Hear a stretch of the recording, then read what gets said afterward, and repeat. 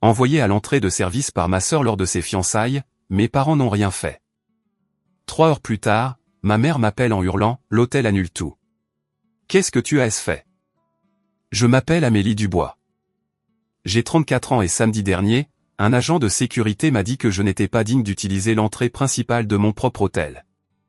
Ma sœur Nathalie avait spécifiquement demandé à ce que je sois redirigé vers l'entrée de service, celle réservée aux camions de livraison et au personnel de cuisine.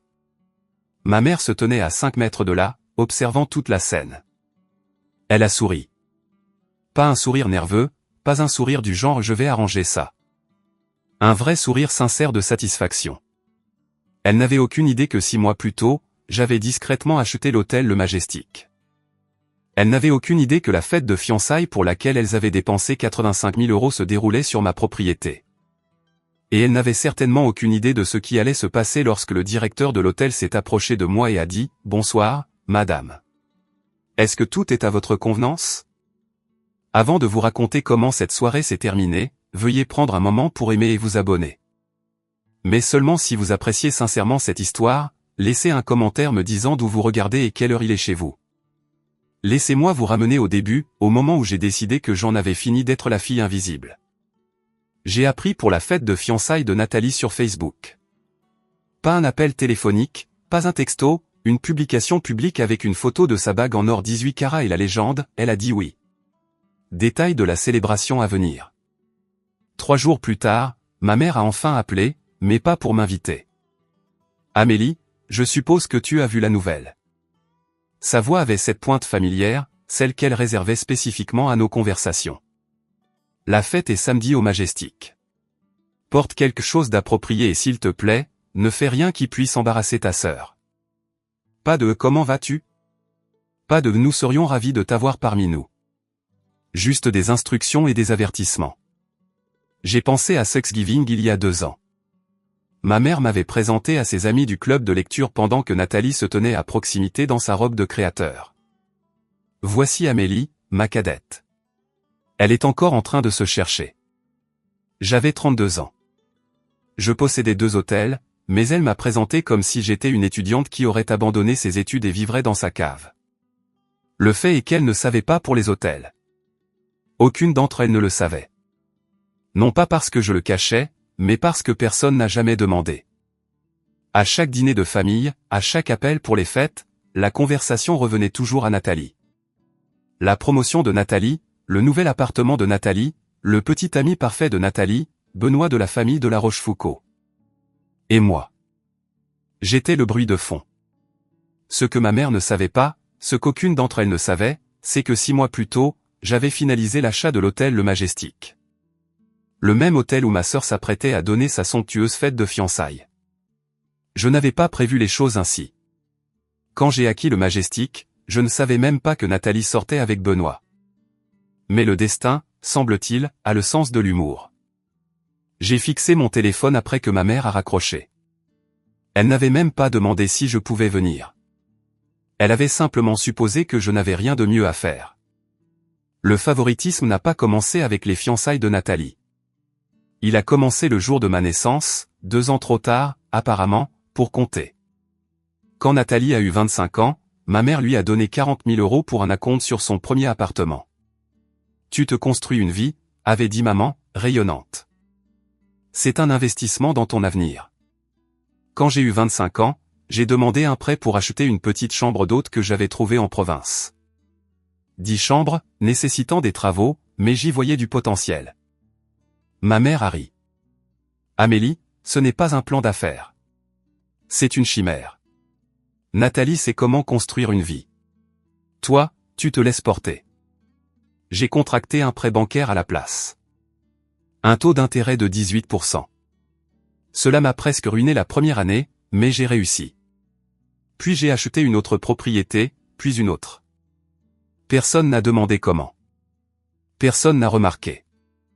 Quand mon mariage s'est effondré il y a 5 ans, j'ai fait l'erreur d'appeler ma mère pour du soutien.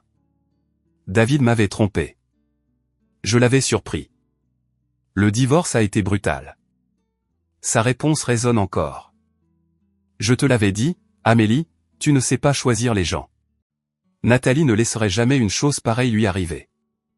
J'ai arrêté d'appeler après ça. Je n'étais plus amer. J'étais juste fatigué. Fatigué de devoir faire mes preuves auprès de gens qui avaient déjà décidé que je ne valais pas la peine d'être regardé. Mon téléphone a vibré. Un email de Marc, le directeur général du Majestic. Mademoiselle Dubois, je dois vous informer d'une réservation pour une fête de fiançailles ce samedi. Le client a formulé des demandes inhabituelles concernant l'accès des invités. Veuillez me faire part de vos instructions dès que possible. J'ai ouvert la pièce jointe, ma poitrine se serrant en la lisant. C'était là, noir sur blanc, une liste de noms et d'instructions. Mon nom était sur cette liste. L'email de Marc contenait un document de gestion des invités. 3 noms signalés pour un itinéraire d'entrée alternatif. Les 2 premiers étaient d'anciens collègues de Benoît, quelque chose à voir avec un litige commercial. Compréhensible. Le 3e nom était le mien. À côté, écrit de la main de Nathalie et scanné dans le document, Amélie Dubois, sœur de la mariée, redirigée vers l'entrée de service si elle se présente. Ne pas autoriser l'accès par le hall principal sous aucun prétexte. Je l'ai lu 3 fois, puis une 4e. Ma propre sœur m'avait mise sur une liste avec des personnes que son fiancé évitait activement. Elle m'avait classé comme quelqu'un qui devait être caché, tenu à l'écart des invités importants, de la vraie famille. Marc avait ajouté une note, Mademoiselle Dubois, j'ai trouvé cette demande très inhabituelle compte tenu de votre lien avec la propriété. Dois-je intervenir? Veuillez me conseiller. Je suis resté assise dans mon bureau, regardant les lumières de la ville scintiller à travers la fenêtre. Le Majestic se dressait quelque part dans ce dédale de bâtiments, mon bâtiment, où ma sœur prévoyait de m'humilier devant 200 personnes. J'avais des options. Je pouvais annuler l'événement. Je pouvais me révéler avant la fête et regarder Nathalie se démener. Je pouvais simplement ne pas y assister et les laisser penser qu'ils avaient gagné. Mais aucune de ces options ne me semblait juste. Si je n'y allais pas, ils continueraient à me traiter comme si j'étais invisible. Si je réagissais publiquement, ils me traiteraient d'hystérique, d'instable, la preuve que j'étais exactement celle qu'ils avaient toujours dit que j'étais. Mais si j'y assistais et laissais la vérité se révéler naturellement. J'ai tapé ma réponse à Marc. Ne changez rien. Laissez-les procéder exactement comme prévu. Je m'en occuperai personnellement. Sa réponse est arrivée en quelques minutes. Compris, Mademoiselle Dubois. Je me tiendrai prêt. J'ai fermé mon ordinateur portable. Samedi allait être intéressant. Le lendemain matin, j'ai appelé Daniel. Nous étions amis depuis l'université, à l'époque où j'étais juste une fille avec de grands rêves et pas d'argent. Maintenant, il était mon avocat, mais plus important encore, il était la seule personne qui m'avait vu tout construire à partir de rien. Ils t'ont mis sur une liste noire? Sa voix était pleine d'incrédulité. Dans ton propre hôtel? L'entrée de service, comme si je livrais les crevettes. Amélie, c'est de la folie. Dis-leur simplement que tu possèdes l'endroit. Regarde-les ramper. Et ensuite? J'ai fixé le plafond de mon appartement.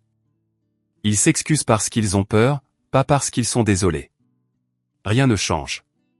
Je suis toujours la fille qu'ils tolèrent. Daniel est resté silencieux. Puis, que veux-tu vraiment? La vengeance ou la conclusion? La question flottait dans l'air. Je m'étais posé la même question une centaine de fois depuis la lecture de cet email. Je ne veux pas de vengeance, ai-je finalement dit. Je veux qu'ils sachent que je ne suis pas celle qu'ils pensent que je suis. Je veux arrêter de me faire toute petite pour des gens qui ne m'ont jamais fait de place. Ce n'est pas rien, Amélie. Non, ce n'est pas rien. Il a soupiré. Si tu fais ça, tu as besoin de renfort. Tu veux que je sois là? Je peux venir comme ton cavalier. Un vieil ami d'université qui prend des nouvelles. Ça marche. Et j'apporterai quelques documents, juste au cas où quelqu'un exigerait une preuve. Il a fait une pause. Tu sais, ça pourrait gâcher toute leur soirée. Je sais. Et ça ne te dérange pas? J'ai pensé à chaque dîner où j'avais été ignoré, à chaque réussite passée inaperçue, à chaque fois que ma mère m'avait regardé comme si j'étais transparente. Ça ne me dérange pas de ne plus me cacher, ai-je dit. Ce qui arrivera ensuite sera leur choix. Daniel a accepté de me retrouver au Majestic samedi. J'ai raccroché et j'ai regardé la robe suspendue dans mon placard. Simple, noire, discrète. Parfaite. Samedi est arrivé plus vite que prévu. À 19h, le soleil avait plongé sous l'horizon, peignant la façade du Majestic de nuances ambre et or. J'avais choisi ma tenue avec soin. Une simple robe noire, élégante mais sobre. Pas de diamants, pas de pièces maîtresses, juste des boucles d'oreilles en perles que ma grand-mère m'avait laissées. Le genre de tenue qui dit « j'ai ma place ici » sans crier pour attirer l'attention. Le voiturier a reconnu ma voiture, mais n'a rien dit. J'avais demandé à Marc de garder ma présence secrète. Pour le personnel, j'étais juste une autre invitée ce soir-là. L'entrée principale brillait d'une lumière chaude.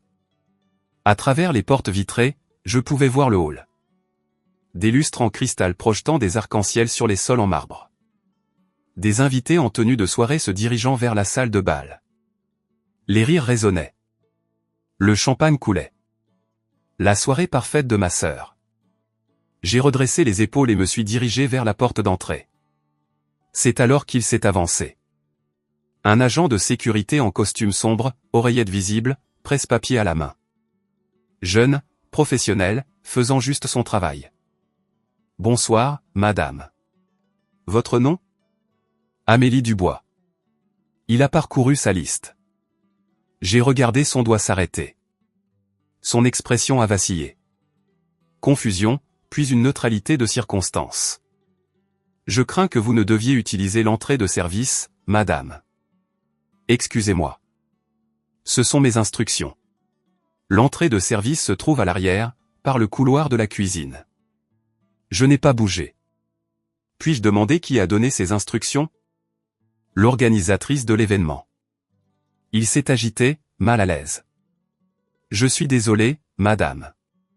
Je ne fais que suivre le protocole. Le protocole ? Ma sœur avait créé un protocole pour me tenir à l'écart. J'ai regardé par-dessus son épaule, à travers les portes vitrées, dans le hall, et c'est là que je l'ai vue, ma mère, debout juste à l'intérieur, me regardant droit dans les yeux. Nos regards se sont croisés par-delà 5 mètres de marbre et de verre. Elle n'a pas bougé, n'a pas fait de signe, n'est pas venue m'aider. Elle a juste souri. Ce sourire, je l'avais déjà vu. Quand Nathalie gagnait des prix au lycée, quand elle a été diplômée avec mention très bien, quand elle a annoncé ses fiançailles. Ce sourire de fierté pure et sans mélange. Mais elle ne me l'avait jamais adressé, jusqu'à maintenant. Et ce n'était pas de la fierté. C'était de la satisfaction. Ma mère regardait sa plus jeune fille se faire refouler à la porte comme un traiteur non invité, et elle était contente. Ce n'était pas un oubli ou un malentendu. C'était délibéré, coordonné. Elle voulait que cela se produise. 10 mètres derrière elle, je pouvais voir Nathalie près de l'entrée de la salle de bal, radieuse en soie crème, acceptant les bises des invités. Elle a jeté un coup d'œil vers le hall, vers moi, et je l'ai surprise. Le plus petit signe de reconnaissance, un regard rapide. Puis elle s'est retournée vers ses admirateurs, riant de quelque chose que quelqu'un avait dit. L'agent de sécurité s'est raclé la gorge. Madame, l'entrée de service. Un groom près du bureau du concierge avait remarqué l'échange. Je l'ai reconnu, Thomas, qui travaillait à l'hôtel depuis 3 ans. Ses yeux se sont écarquillés quand il m'a vu, et il a commencé à avancer. Mais l'agent de sécurité a attiré son attention, a fait un subtil signe de tête négatif. Thomas s'est arrêté, m'a regardé avec quelque chose qui ressemblait à des excuses, puis a détourné le regard. Je suis resté là pendant 5 longues secondes. Elles m'ont semblé des heures. Ma mère a finalement rompu le contact visuel, se tournant pour saluer un couple qui arrivait avec chaleur et rire, comme si de rien n'était, comme si je n'avais pas été publiquement humilié sous ses yeux. L'agent de sécurité attendait, de plus en plus mal à l'aise. J'aurais pu dire quelque chose, exiger de parler au directeur, tout révéler sur le champ. Mais pas encore. Très bien, ai-je dit doucement.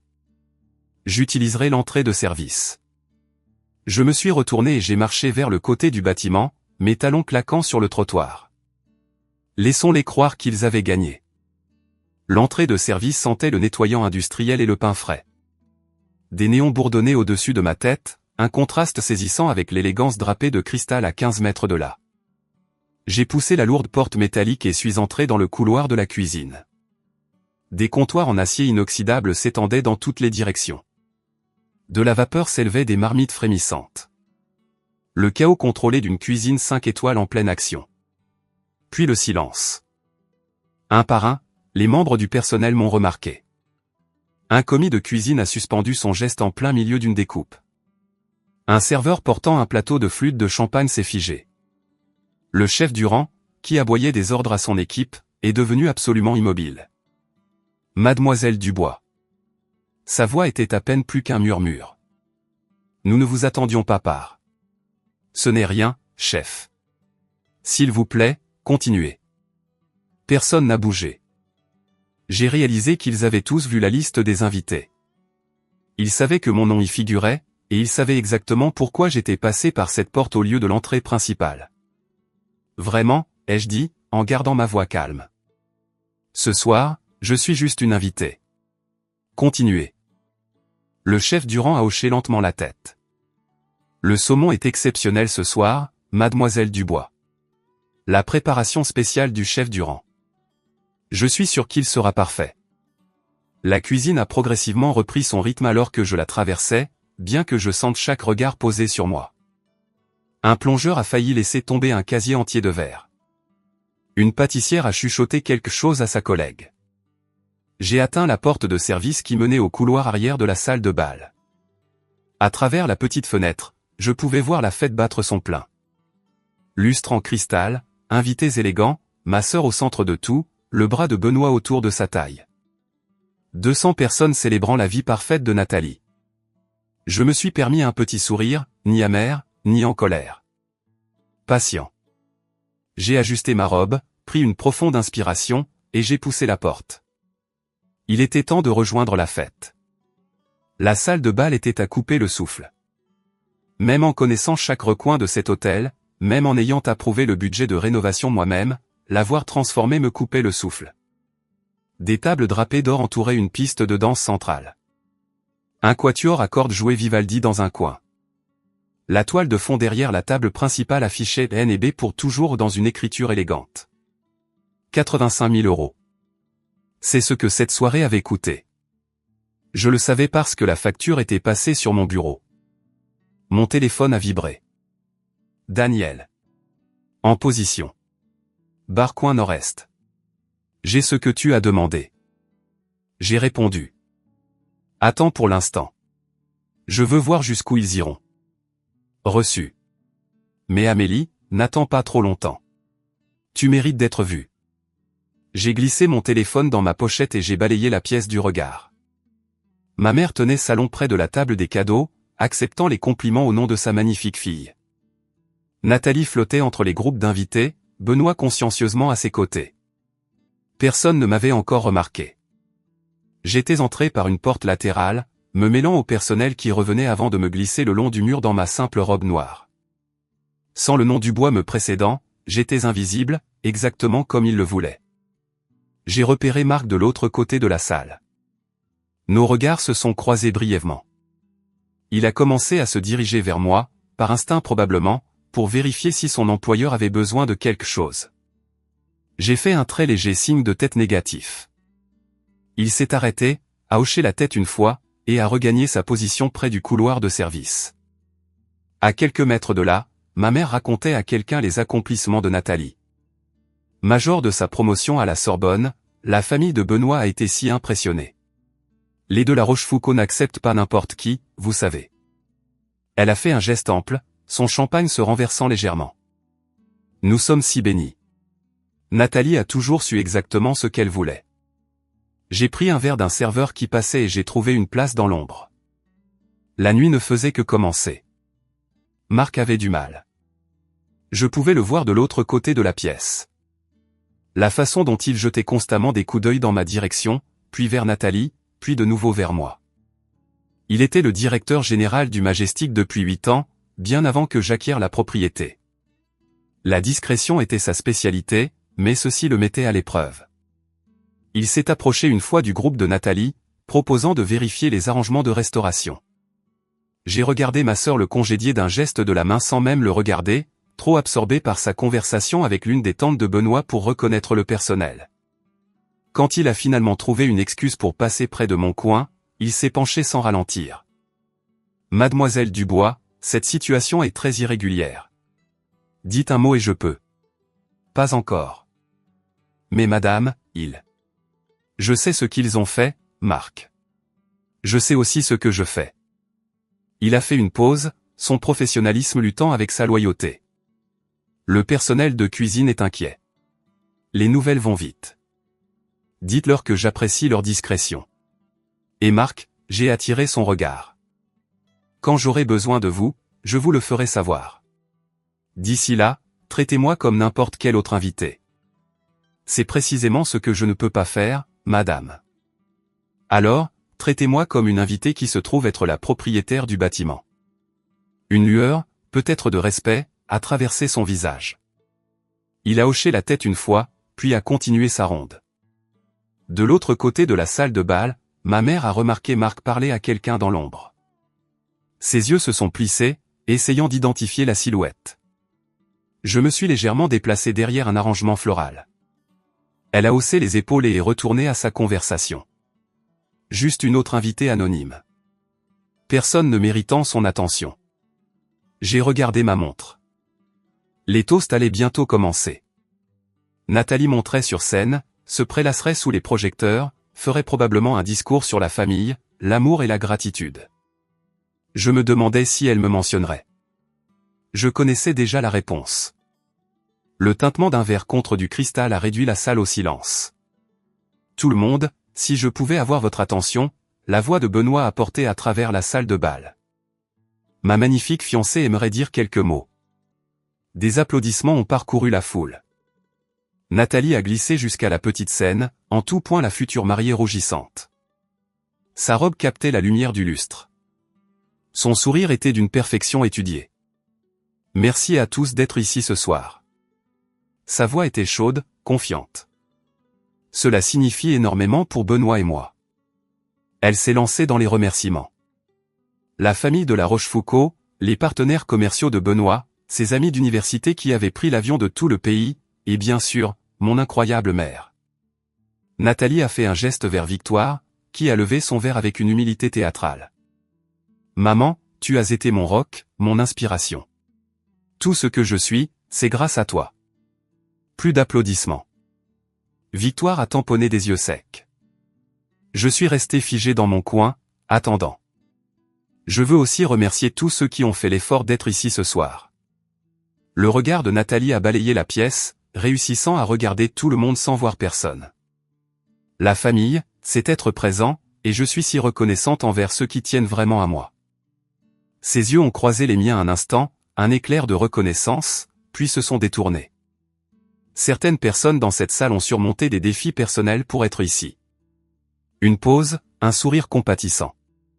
Disons simplement que tout le monde dans ma famille ne comprend pas la valeur de l'engagement. Mais ce soir, il n'est pas question de ça.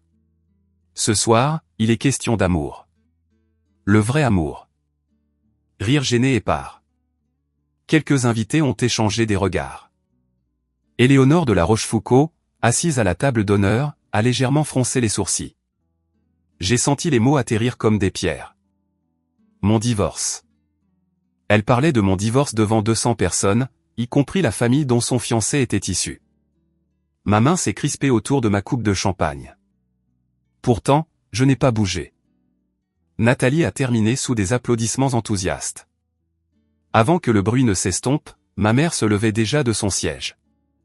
Si je peux ajouter quelques mots. Elle n'a pas attendu la permission. Victoire Dubois ne le faisait jamais. Quand Nathalie est née, je savais qu'elle était spéciale. La voix de ma mère portait sans effort. Elle avait toujours eu le don de capter l'attention. Certains enfants, vous le savez tout simplement. Vous pouvez voir leur chemin s'étendre devant eux, doré et brillant. Elle a fait une pause pour l'effet. Plusieurs invités ont hoché la tête en signe d'approbation. Élever une fille comme Nathalie a été ma plus grande joie. La voir obtenir son diplôme major de sa promotion, la voir construire sa carrière, et maintenant la voir rejoindre l'une des familles les plus respectées de cette ville. Ma mère a levé son verre vers les de La Rochefoucauld. À votre fils merveilleux, et à la femme extraordinaire qu'il a choisie. Santé! A crié quelqu'un. Alors qu'elle s'asseyait, une femme à une table voisine s'est penchée vers son compagnon. Je pensais qu'il y avait 2 filles. La question a porté plus loin que prévu. Un bref silence. Ma mère l'a entendu. J'ai vu sa colonne vertébrale se raidir légèrement avant qu'elle ne se tourne avec un sourire étudié. Nathalie est ma fierté, dit-elle doucement. Amélie est encore en train de se trouver. Le rejet flottait dans l'air. Quelques invités se sont agités, mal à l'aise. Quelqu'un a toussé. Près du bar, j'ai vu la mâchoire de Daniel se crisper. Il a croisé mon regard à travers la pièce, interrogateur. J'ai fait un léger signe de tête négatif. Pas encore. Mais quelqu'un d'autre avait remarqué l'échange. Éléonore de la Rochefoucauld observait ma mère avec une expression que je ne pouvais pas tout à fait déchiffrer. Puis son regard a parcouru la pièce, cherchant. Il s'est posé sur moi. Pendant un long moment, nous nous sommes regardés. Les yeux d'Éléonore étaient vifs, évaluateurs. Elle n'a pas détourné le regard. Moi non plus. Nathalie m'a trouvé 20 minutes plus tard. J'avais siroté le même verre de champagne, observant la fête depuis mon coin. Apparemment, je n'étais pas assez invisible. Oh.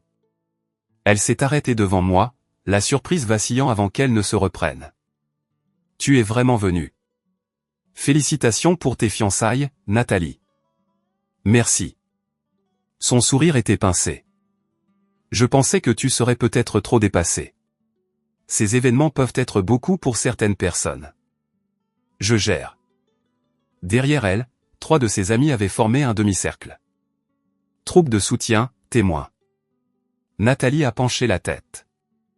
Tu sais, la famille de Benoît est très traditionnelle. Ils apprécient le succès, la réussite. J'espère que tu comprends pourquoi nous avons dû être sélectifs quant aux arrangements d'entrée. Je comprends parfaitement.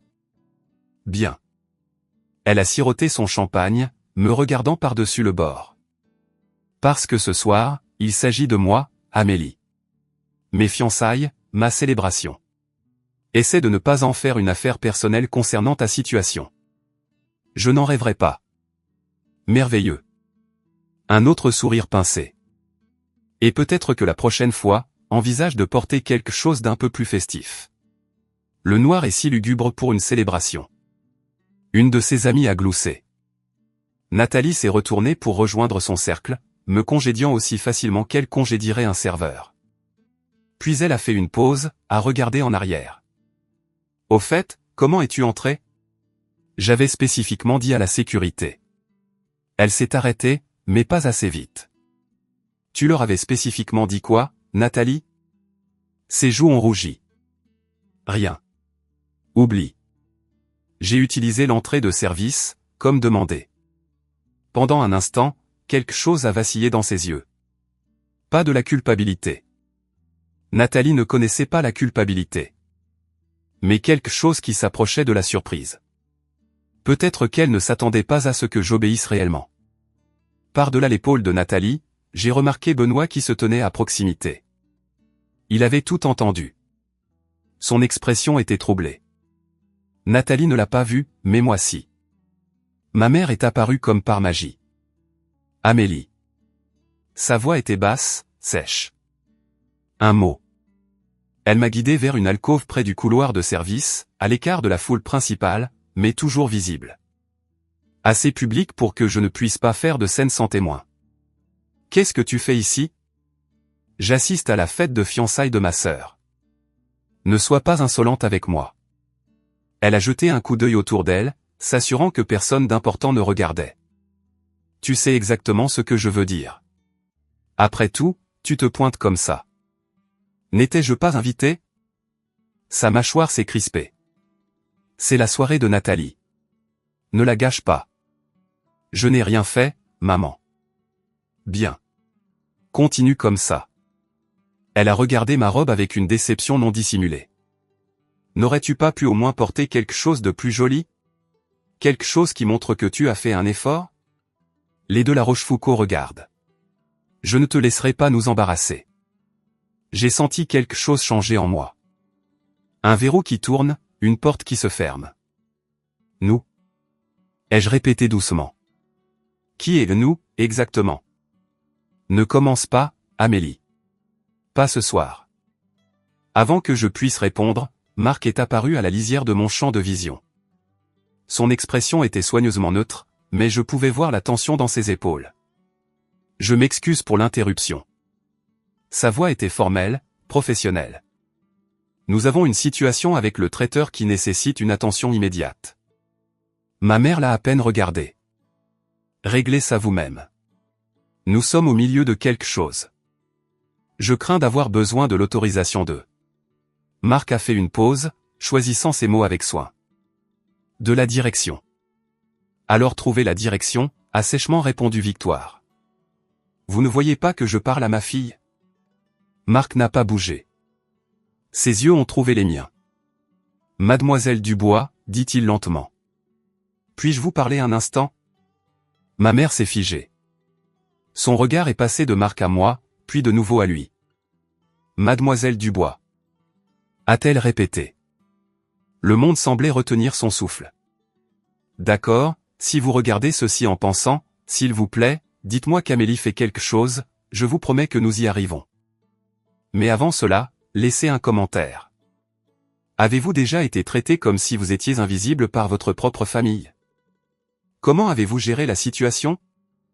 Et si vous appréciez cette histoire, cliquez sur le bouton d'abonnement. J'ai d'autres histoires comme celle-ci à venir. Maintenant, retournons au moment où tout a changé. Marc n'a pas bronché.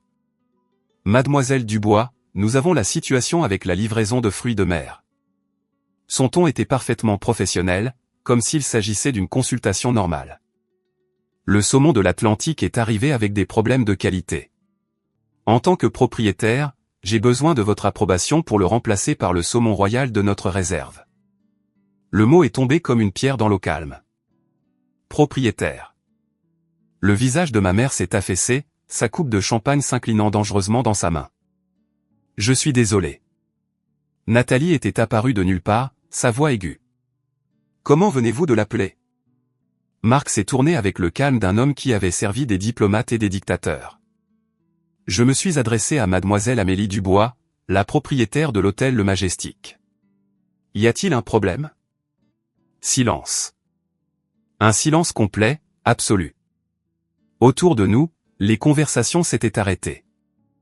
Les invités à proximité se sont tournés pour nous fixer. Le quatuor à cordes jouait toujours, inconscient, leur Vivaldi soudainement grotesque contre le tableau figé. J'ai gardé ma voix égale. Le saumon royal conviendra, Marc. Dites au chef Durand d'ajuster la sauce pour l'accompagner. Peut-être la réduction d'agrumes au lieu de la nette. Excellent choix, madame. Marc a incliné la tête. Une petite révérence, presque imperceptible. Je vais informer la cuisine immédiatement. Il s'est retiré. Le cliquetis de ses talons sur le marbre a résonné dans le silence. Je me suis retourné vers ma mère et ma sœur. La bouche de Victoire s'est ouverte, s'est fermée, s'est rouverte. Aucun son n'en est sorti. Nathalie était devenue pâle sous son fard à joues soigneusement appliqué. Sa main serrait le bras de Benoît si fort que ses articulations étaient blanches. La propriétaire? La voix de Benoît était à peine plus qu'un murmure. Nathalie, le savais-tu? Non. La voix de Nathalie s'est brisée. Non, ce n'est pas. Elle ne. Quelque part derrière moi, une coupe de champagne s'est brisée sur le sol. Quelqu'un a halté. Et pour la première fois en 34 ans, ma famille me regardait droit dans les yeux. C'est une blague. La voix de Nathalie était trop forte, teintée de panique. Une sorte de mauvaise blague. Elle ne possède rien. Des chuchotements ont parcouru la foule comme le vent dans l'herbe. Les invités se penchaient les uns vers les autres, les sourcils levés, des téléphones émergeant discrètement des poches et des sacs à main. Je possède le Majestic depuis 6 mois, Nathalie. J'ai gardé ma voix calme, conversationnelle. Tu peux vérifier auprès du registre foncier si tu le souhaites. C'est public. 6 mois. Ma mère a finalement retrouvé sa voix. C'est impossible. Nous l'aurions su. Quelqu'un nous l'aurait dit. Qui vous l'aurait dit, maman? Tu n'as jamais demandé ce que je faisais. Tu n'as jamais posé de questions sur ma vie. Le visage de Victoire a traversé une série d'émotions, choc, confusion, quelque chose qui aurait pu être de la honte avant de se durcir en position défensive. C'est ridicule. Tu inventes des choses pour gâcher la soirée de ta sœur. Je n'invente rien, et je n'essaie pas de gâcher quoi que ce soit. Alors qu'est-ce que c'est? A lancé Nathalie en faisant un geste sauvage vers la salle de bal. Une sorte de démonstration de force? Tu attends mes fiançailles pour révéler que tu possèdes l'hôtel? Comment peux-tu être aussi mesquine? Je n'ai pas planifié ça, Nathalie. J'ai acheté cet hôtel parce que c'était un bon investissement. Tu as choisi d'y organiser ta fête, et tu as choisi de me mettre sur une liste. Le mot liste a atterri lourdement. J'ai vu plusieurs invités échanger des regards confus. Éléonore de La Rochefoucauld s'est levée de la table d'honneur et a commencé à marcher vers nous. Sa démarche était mesurée, délibérée, la démarche d'une femme qui ne s'était pas pressée depuis des décennies parce que le monde l'attendait. Je suis désolé, sa voix a percé les murmures. Ai-je bien compris? Vous possédez cet hôtel? Tous les yeux dans la pièce se sont tournés vers moi. Oui, Madame de La Rochefoucauld. J'ai soutenu son regard fermement. Avec 3 autres. Le silence qui a suivi était assourdissant. Éléonore de La Rochefoucauld avait le genre de visage qui ne révélait rien, à moins qu'elle ne le veuille. En ce moment, elle voulait qu'il révèle de la déception. Victoire, sa voix était de la soie sur de l'acier. Vous m'aviez dit que votre famille était modeste. Vous aviez dit qu'Amélie avait des difficultés. En train de se trouver, je crois que c'était vos mots exacts. Le sang-froid de ma mère s'est effondré. Je ne savais pas. Vous ne saviez pas que votre propre fille possédait l'un des hôtels-boutiques les plus prestigieux de la ville? Le sourcil d'Éléonore s'est arqué d'1 millimètre. Apparemment avec 3 autres. Elle ne nous l'a jamais dit. Je trouve cela difficile à croire. Éléonore s'est tournée pour m'étudier avec de nouveaux yeux. Le Majestic a été présenté dans Architectural Digest 2 fois. L'acquisition a été couverte dans la section économique du Figaro. Des murmures ont balayé la foule. Plusieurs invités étaient maintenant ouvertement sur leur téléphone, cherchant probablement une vérification. Nathalie s'est avancée, désespérée. Ça ne change rien. Elle a probablement hérité de l'argent ou s'est mariée pour ça. Je n'ai rien hérité. J'ai gardé ma voix égale. Et mon ex-mari est professeur au collège. J'ai bâti cette entreprise moi-même, en commençant par une chambre d'hôte de 10 chambres il y a 8 ans. Impressionnant. Le ton d'Éléonore suggérait que ce n'était pas un compliment désinvolte. Elle s'est tournée vers Benoît. Tu m'avais dit que tu avais fait ta due diligence sur la famille. Le visage de Benoît était devenu cendré. Nathalie m'avait dit que sa sœur était. Était quoi? Ai-je demandé doucement. Il ne pouvait pas croiser mon regard. Éléonore s'est retournée vers Victoire. Laissez-moi bien comprendre. Votre fille, cette fille, est une femme d'affaires prospère, et vous l'avez fait diriger vers l'entrée de service de sa propre propriété? Victoire a ouvert la bouche, l'a refermée. Peut-être, a dit Éléonore, sa voix portant sans effort. Devons-nous avoir une conversation sur la due diligence? Elle ne parlait plus à Victoire. Elle parlait à Benoît. Prouve-le. La voix de Nathalie était maintenant éraillée, dépouillée de son poli antérieur. N'importe qui peut prétendre posséder quelque chose. Montre-nous une preuve. Je n'ai rien à te prouver, Nathalie. Bien sûr que non, parce que tu ne peux pas, parce que tout ça est en fait. Éléonore de La Rochefoucauld a tranché comme un scalpel. J'apprécierais une vérification. C'est une révélation assez significative et, étant donné les circonstances. Elle a laissé l'implication en suspens. Daniel s'est matérialisé à côté de moi. Je ne l'avais pas vu approcher. Il se trouve que j'ai la documentation pertinente. Sa voix était nette, professionnelle. Daniel Webb, l'avocat de Mademoiselle Dubois. J'ai pensé qu'il serait prudent d'apporter des copies ce soir, étant donné les arrangements inhabituels d'accès des invités. Il a sorti un dossier en cuir de sa veste. À l'intérieur se trouvaient plusieurs documents, les papiers d'acquisition, l'acte de transfert, l'enregistrement de l'entreprise. Éléonore a pris le dossier.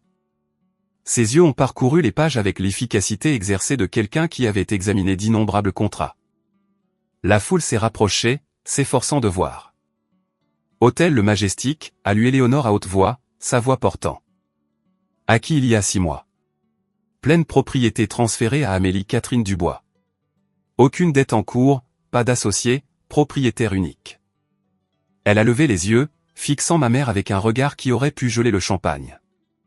Et vous l'avez fait utiliser l'entrée de service.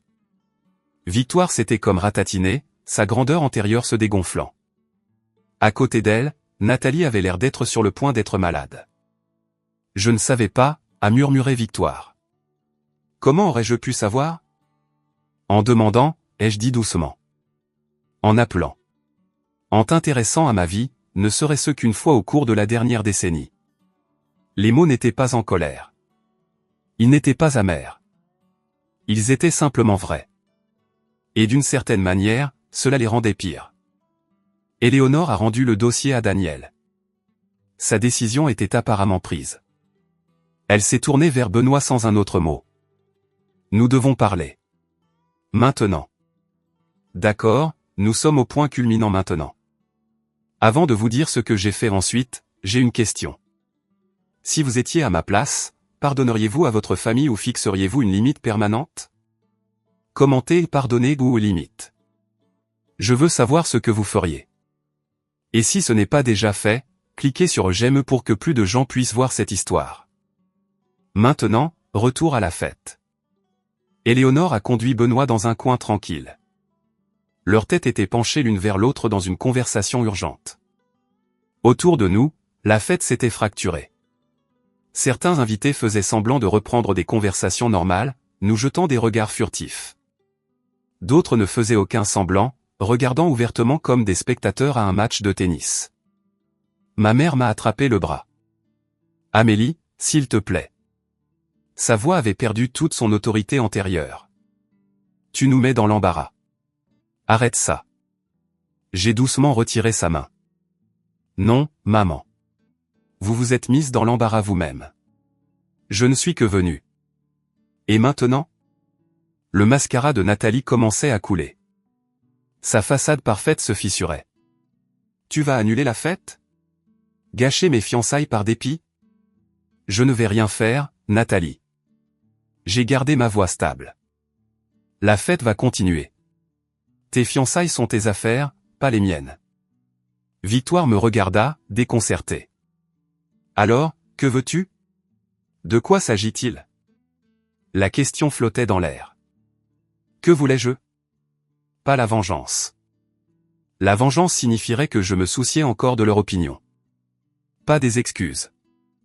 Les mots n'effaceraient pas 30 ans de mépris. Je veux que vous compreniez quelque chose. Je les ai regardées toutes les deux. Ma mère, ma sœur, la famille qui ne m'avait jamais vu.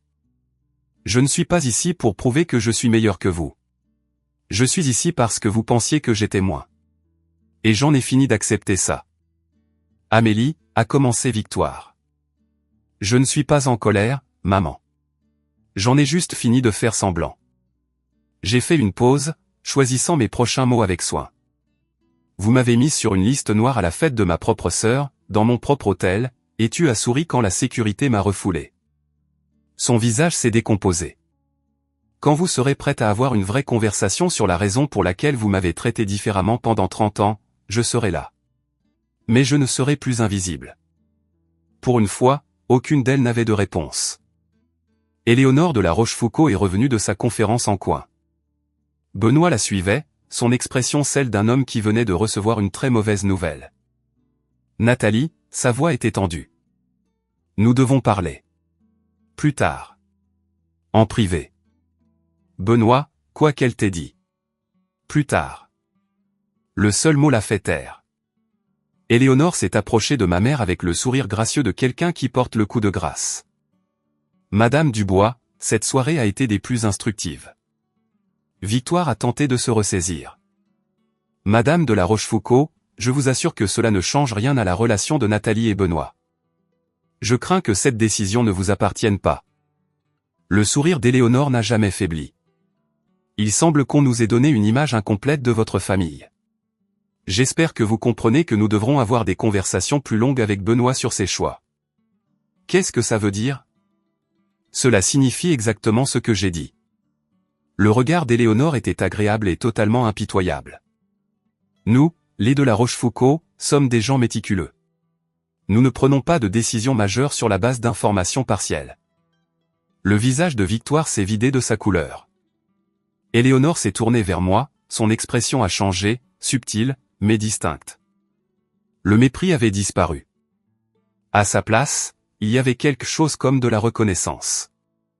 Mademoiselle Dubois, je m'excuse pour tout malentendu ce soir. Elle a sorti une carte de sa pochette. Si vous êtes un jour intéressé à discuter d'affaires ou simplement à déjeuner, je serai ravi de cette opportunité. J'ai pris la carte. Merci, Madame de la Rochefoucauld. S'il vous plaît, appelez-moi Éléonore. Elle s'est penchée plus près, baissant la voix. Je préfère toujours savoir qui sont les personnes intéressantes dans une pièce. Il semble que je regardais dans la mauvaise direction. Sur ce, elle s'est éloignée pour récupérer son mari. Nathalie est restée figée, regardant sa future belle-mère se retirer. Les fiançailles n'étaient pas annulées, mais quelque chose avait changé de façon permanente, et tout le monde dans cette salle le savait. J'ai retrouvé Daniel près du bar. Il a haussé un sourcil. Ça va? Je crois, oui. C'était, il a secoué la tête, presque en riant. J'ai vu des drames au tribunal, Amélie, mais ça, c'était autre chose. Je vais y aller. J'ai jeté un coup d'œil à la salle de bal. L'énergie avait changé. Des rires nerveux, des chuchotements pressés, des invités trouvant des excuses pour partir plus tôt. J'ai dit ce que j'avais à dire. Tu veux de la compagnie? Non, j'ai besoin de marcher. Je me suis dirigé une dernière fois vers ma mère et ma sœur. Elles se tenaient ensemble près d'un pilier, isolées. Aucun invité à proximité. Les gens avaient commencé à leur laisser de l'espace. Je pars maintenant, ai-je dit. Victoire a levé les yeux. Ses yeux étaient rougis. Amélie. Pas parce que je fuis. Parce que j'ai dit ce que j'avais à dire. Je ne. Elle s'est arrêtée, a recommencé. Je voulais juste que Nathalie brille. Je voulais que les de la Rochefoucauld soient impressionnés. J'essayais de l'aider. Je sais, maman. Ma voix était douce mais ferme. Mais tu n'avais pas besoin d'éteindre ma lumière pour que celle de Nathalie brille. Les mots ont fait mouche. Je les ai vus l'atteindre. Nathalie n'a rien dit. Pour une fois, elle n'avait pas de réponse intelligente, pas de déviation, pas d'attaque. Elle est juste restée là, le mascara coulant, silencieuse. Je me suis retourné et j'ai marché vers l'entrée principale. La porte d'entrée, celle qui m'avait été refusée des heures plus tôt. Personne ne m'a arrêté. Le personnel que je croisais me faisait de petits signes de tête de reconnaissance. Un portier a tenu la porte ouverte, un geste de respect. Bonne soirée, Mademoiselle Dubois. Bonne soirée, Thomas. Je suis sorti dans la nuit. L'air était frais, pur, un soulagement après la tension suffocante de la salle de bal. Je suis resté un moment sur le trottoir, respirant. Puis j'ai commencé à marcher. Derrière moi, la fête continuait sans moi. Mais pour la première fois, je n'étais pas invisible. J'étais libre. Je me suis réveillé avec 12 appels manqués de ma mère. Je n'ai pas écouté les messages vocaux. Je savais déjà ce qu'ils diraient. Une combinaison d'accusations, de justifications et de victimisations fabriquées, la spécialité du bois. Mon téléphone a vibré avec un texto de Nathalie. Puis un autre, puis un troisième. Le premier, comment as-tu pu me faire ça? Le deuxième, 1 heure plus tard, nous devons parler. Le troisième, envoyé à 3 heures du matin, rien. Juste 3 petits points qui apparaissaient et disparaissaient. Elle avait commencé à taper quelque chose et avait abandonné. Daniel a appelé à 10 heures avec la mise à jour que j'attendais. Les de la Rochefoucauld ont eu une réunion de famille ce matin, a-t-il dit. Mon contact dans leur cabinet d'avocat a entendu que Benoît y est resté pendant 3 heures. Les fiançailles tiennent toujours, pour l'instant. Une pause. Mais le contrat de mariage est en cours de révision complète. Apparemment, Éléonore n'était pas satisfaite de la façon dont les choses ont été présentées. Je me suis versé un café, regardant la vapeur monter. Qu'est-ce que révision veut dire? Ça veut dire que Nathalie n'a plus le même accès aux actifs des de la Rochefoucauld qu'on lui avait promis. Ils ajoutent des conditions, beaucoup de conditions. J'aurais dû me sentir satisfaite. Au lieu de ça, je me sentais juste fatigué. Il y a autre chose, a continué Daniel. 3 invités de la fête ont contacté le Majestic ce matin. Ils veulent réserver des événements. Vraiment? Apparemment, te voir gérer cette situation a impressionné certaines personnes. Une femme a dit, et je cite, « Toute personne capable de rester aussi calme sous ce genre de pression est quelqu'un avec qui je veux faire des affaires. » J'ai presque ri. Ma famille avait essayé de m'humilier, et à la place, ils avaient fait la publicité de mon professionnalisme auprès de 200 clients potentiels. Amélie, tu es toujours là. Oui. J'ai posé mon café. Juste en train de digérer. Tu as bien agi hier soir. Tu le sais, n'est-ce pas? Je sais. Mais le savoir ne faisait pas disparaître les 12 appels manqués de ma mère. Au 13e appel, j'ai répondu. Amélie. La voix de ma mère était comme si elle avait pleuré ou crié, peut-être les deux. Enfin, j'essaie de te joindre toute la matinée. Je sais. Tu as tout gâché. Les mots sont sortis en trombe. Les de la Rochefoucauld remettent en question le mariage. Ils changent le contrat prénuptial. Éléonore a à peine regardé Nathalie ce matin. Ils parlent de réévaluer la relation. Je n'ai rien gâché, maman. Ne me dis pas ça. Tu as planifié ça. Tu as acheté cet hôtel en sachant que Nathalie. Je n'ai rien planifié. J'ai acheté l'hôtel parce que c'était un bon investissement. Nathalie a choisi d'y organiser sa fête. Nathalie a choisi de mettre mon nom sur une liste noire. Tu as choisi de me regarder me faire refouler et de sourire. J'ai gardé ma voix stable. Je n'ai fait qu'exister. Silence à l'autre bout du fil. Tu aurais dû nous le dire, a-t-elle finalement dit. Nous sommes ta famille. La famille demande, maman. La famille inclut. La famille ne te met pas sur une liste avec des instructions pour utiliser l'entrée de service. Plus de silence. Je pouvais l'entendre respirer. Je pouvais presque la voir lutter pour trouver une réponse. Je ne savais pas que tu avais réussi, dit-elle doucement. Tu ne l'as jamais dit. Tu n'as jamais demandé. Pas une seule fois en 8 ans. Chaque conversation tournait autour de Nathalie. Chaque fête, chaque appel téléphonique. Et quand j'essayais de partager quelque chose, tu changeais de sujet. Ce n'est pas, elle s'est arrêtée. Je ne suis pas en colère, ai-je dit. Et je le pensais. J'en ai juste fini de faire semblant. Fini de me faire toute petite. Fini d'espérer que tu me verras enfin. Amélie.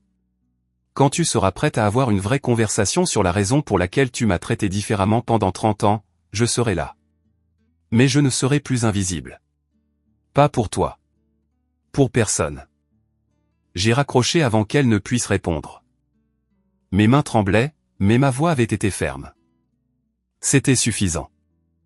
2 semaines plus tard, j'ai reçu la nouvelle par Daniel. Le mariage a toujours lieu, a-t-il dit. Mais ils ont changé de lieu. Les de la Rochefoucauld ne voulaient apparemment pas le tenir au Majestic. Trop de souvenirs, trop de rappels de la nuit où ils ont réalisé que leur future belle-fille n'était pas exactement celle qu'elle prétendait être. J'étais dans mon bureau sur la nouvelle propriété, un entrepôt converti que je développais en hôtel-boutique dans le quartier des Arts. Des plans étalés sur mon bureau, un entrepreneur attendant dans le hall. Le contrat prénuptial? Ai-je demandé. Significativement révisé. Nathalie n'a pas accès aux actifs de la famille de la Rochefoucauld à moins que le mariage ne dure au moins 7 ans. Et même là, c'est limité.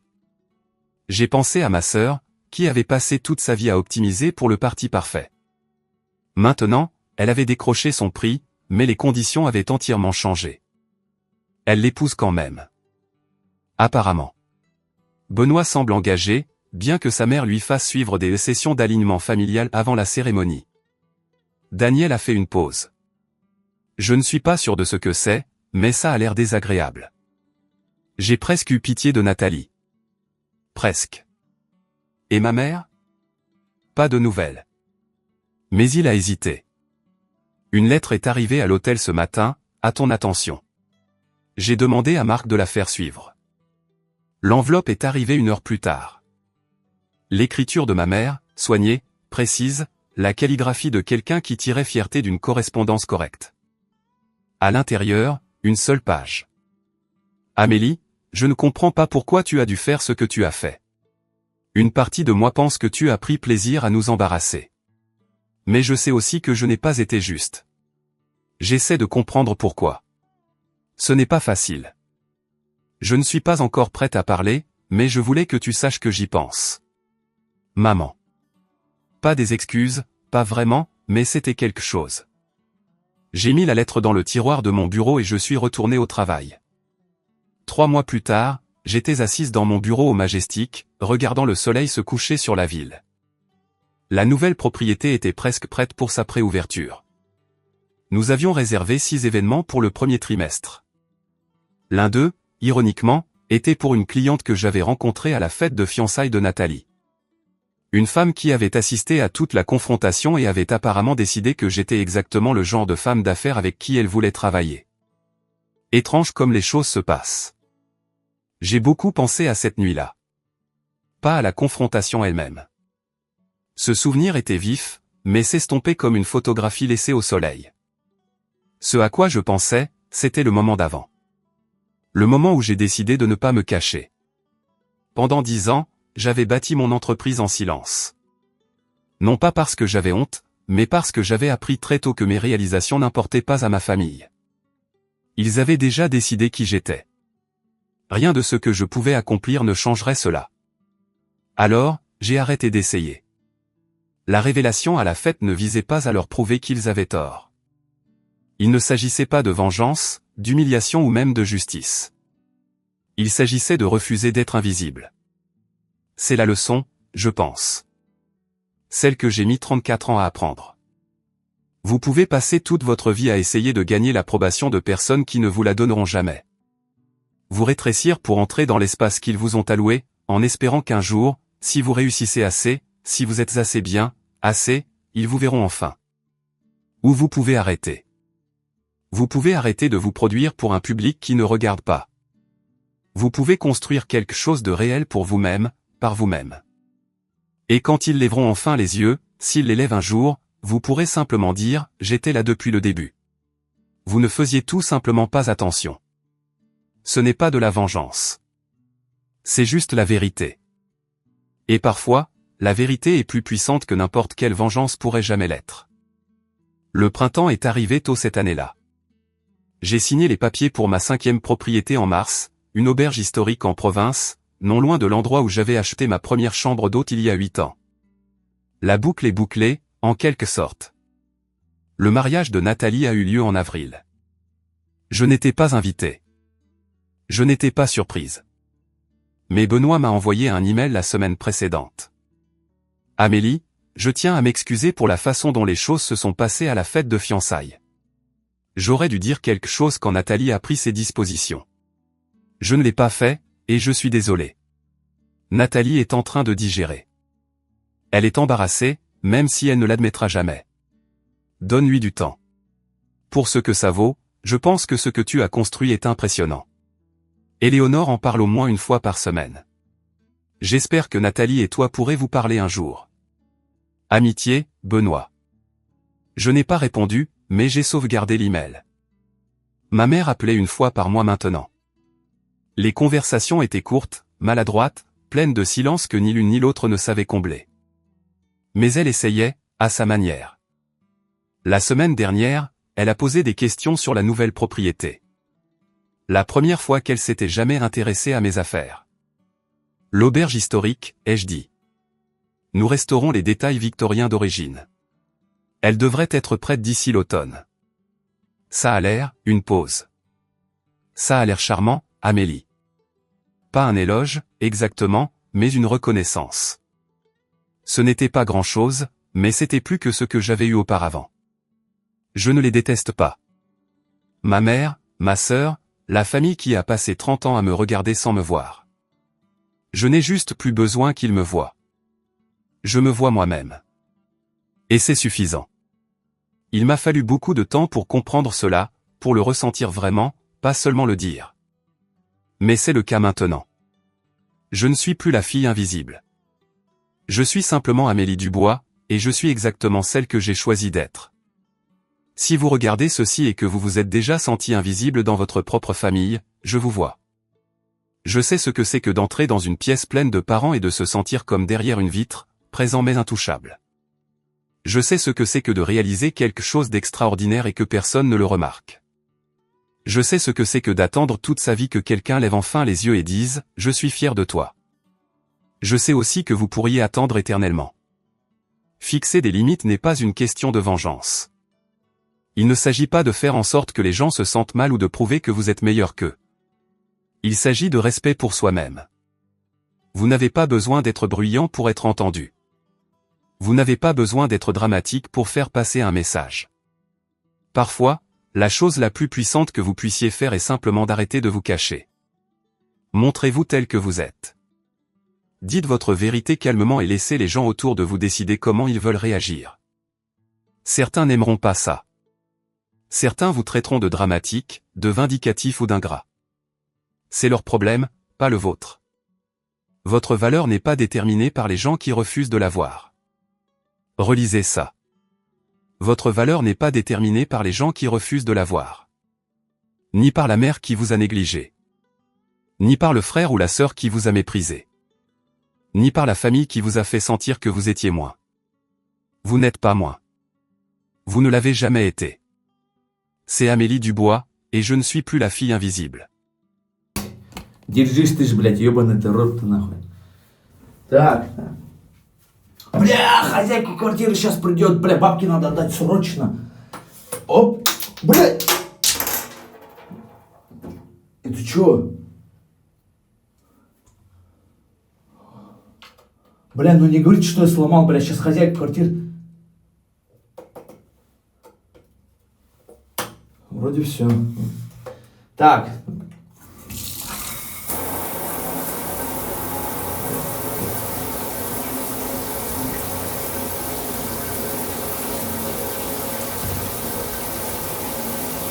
Ура!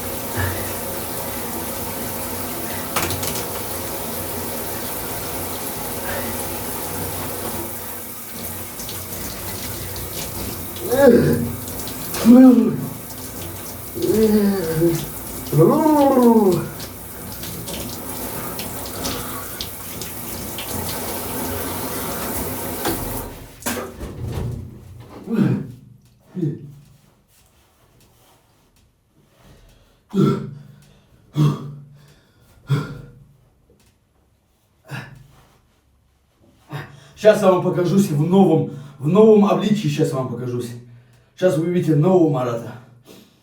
Сейчас я вам в новом обличии покажусь, подождите.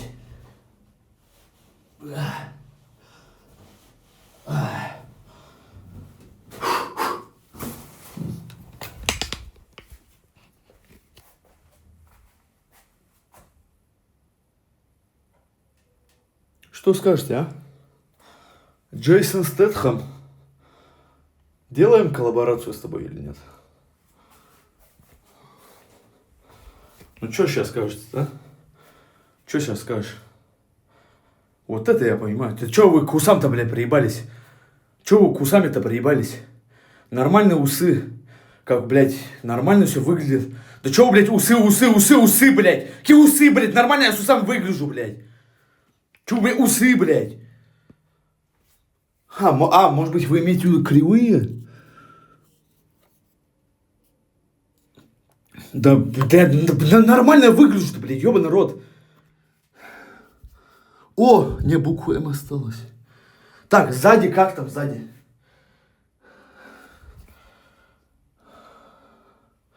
Бля, не вижу, скажите, как сзади. А, вот так я могу посмотреть. Это что? Вот это что, блядь? А. Бля, не вижу. Ну, короче, нормально я выгляжу, блядь. Нормально я выгляжу.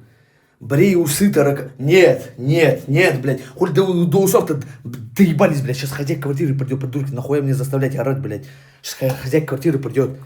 Он сейчас с минуты на минуту будет стучаться, блядь. Бороду надо укоротить, чуть-чуть поправить нее надо. Ну, блядь, это, сука, делается парикмахерская, блядь. Не я это могу делать. Не я это могу делать. Я не профессионал. Усы тоже там же, блядь. Усы там же надо сделать. Усы там же надо сделать. Парикмахерская. Зато выгляжу теперь здраво просто. Сбрей усы, блядь, пацаны, я говорю, с усами я выгляжу красиво, вы что, не догоняете, что ли? Кому я сейчас, блядь, объясняю, блядь, я с усами выгляжу нереально сексуально. Вот посмотрите, вот просто вот, зайдите к Джейсону Стэтхэму, посмотрите, зайдите в Чернобыль, зону отчуждения, посмотрите на этого мужика, который ментом был, за ним бегал, блядь. Да я на всех актеров похож. Вот если бы я знал бы еще английский, блядь, какой английский, меня взяли бы, блядь, в актерство в Америку, в Голливуд. Бля, вы не тупые, что ли, блядь, не догоняйте, что ли, я нихуя не понимаю. Вот так, пацан, вот так оставлять четко. Спасибо. Почему вот люди понимают? Почему люди понимают, но не все это понимают? Мне вот так идет, пацаны, мне вот так идет. Чего вы мне лечите, блядь? Вы наоборот хотите, чтобы я был некрасивым. Я это знаю. Не надо мне это сейчас, блядь, наебывать меня. Так, голову надо чем-то мазать после лыски? Нет, наверное. Бля, ну зато реально красиво выгляжу. Так, через сколько? Блядь, через минут 10.